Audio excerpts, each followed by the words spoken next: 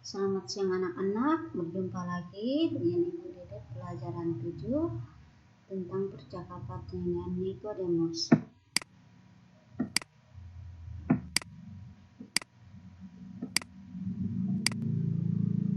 Nah, sebelum kita belajar, mari kita buka pelajaran hari ini dengan berdoa. Atas nama Bapa dan Putra dan Roh Kudus, amin. Tuhan Yesus yang baik, selamat siang kami ucapkan kepadamu.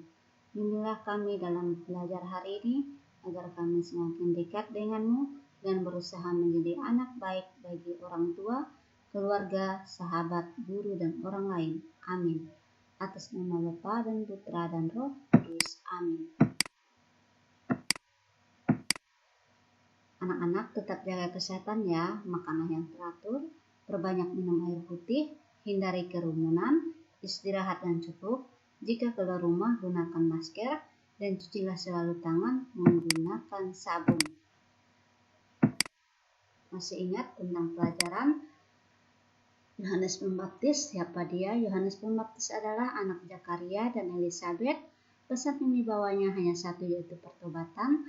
Artinya Yohanes ingin agar kita bertobat. Apa arti bertobat? Bertobat berarti berhenti melakukan kejahatan dan kembali ke jalan yang benar.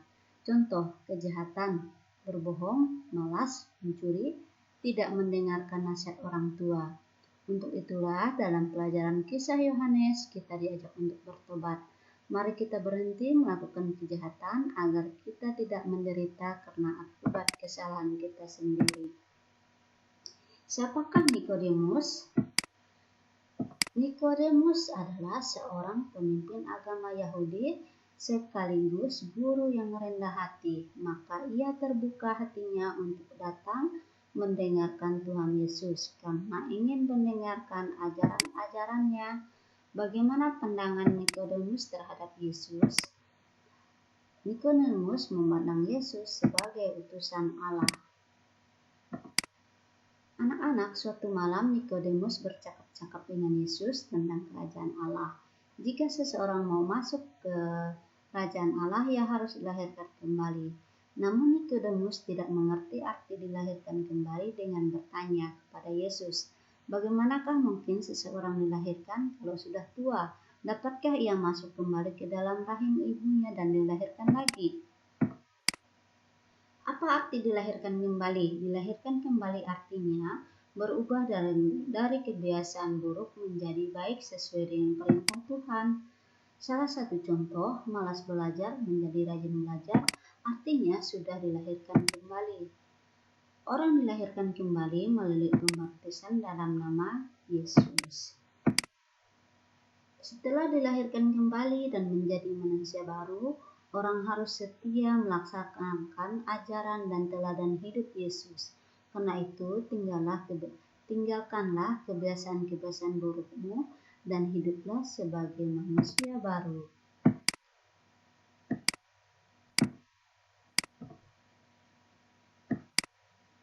Hidup sebagai manusia baru berarti hidup sesuai perintah Tuhan Yesus. Menjadi anak-anak terang yang selalu berbuat baik, tidak menyembunyikan perbuatan-perbuatan jahat. Dalam hidup baru dituntut kasih sayang pada sesama dan segenap ciptaan Tuhan, kejujuran, keterbukaan, dan kesediaan untuk selalu belajar dan mendengarkan orang lain.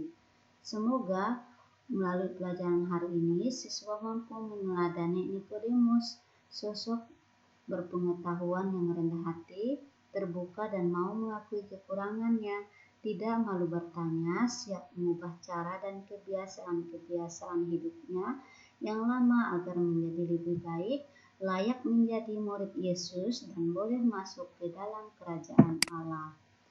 Nah, simaklah dengan baik kisah percakapan Nikodemus dengan Yesus berikut ini.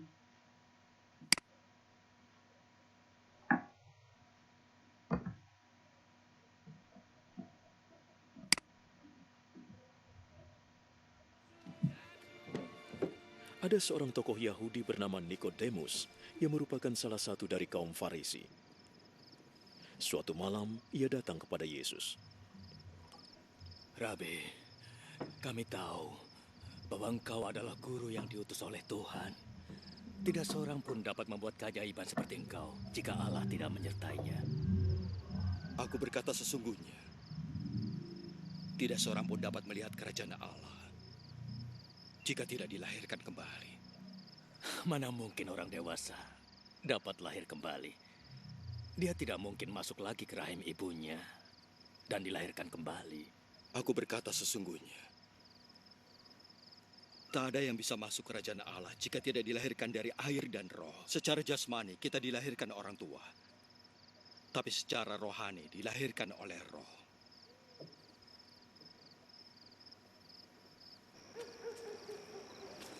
Jangan heran kalau aku berkata kalian harus dilahirkan kembali. Angin bertiup kemanapun ia mau. Kalian dengar suaranya, tapi tidak tahu dari mana datangnya atau kemana perginya. Begitu juga dengan orang yang dilahirkan oleh roh. Bagaimana bisa begitu? Kau guru yang hebat di Israel, mengapa tidak mengerti?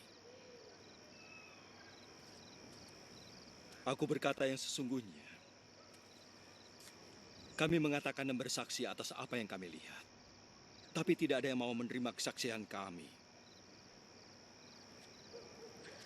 Jika kalian tidak percaya padaku mengenai hal-hal di dunia ini,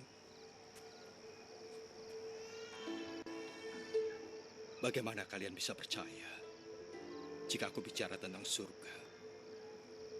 Tidak seorang pun pernah naik ke surga, kecuali anak manusia yang turun dari surga. Seperti Musa menaikkan ular tembaga pada tiang di padang gurun, begitu juga anak manusia harus dinaikkan, supaya semua orang yang percaya padanya memperoleh hidup yang kekal. Karena Allah begitu mengasihi dunia ini, maka ia memberikan anaknya yang tunggal, supaya setiap orang yang percaya kepadanya tidak binasa, tetapi memperoleh hidup kekal. Sebab Allah mengutus anaknya bukan untuk menghakimi dunia ini, tetapi menjadi penyelamatnya. Orang yang percaya kepadanya tidak akan dihukum. Tetapi orang yang tidak percaya sudah dihukum oleh Allah, karena mereka tidak mau percaya kepada anaknya yang tunggal. Seperti inilah penghakiman itu. Terang sudah datang ke dunia, tetapi manusia lebih menyukai gelap daripada terang, sebab perbuatan mereka jahat. Setiap orang yang berbuat jahat, benci kepada terang, tidak mau datang kepada terang, sebab mereka tidak ingin perbuatan jahatnya sampai terlihat. Tetapi orang yang melakukan kebenaran datang kepada terang, supaya menjadi nyata bahwa apa yang dilakukannya itu sudah sesuai dengan kehendak Allah.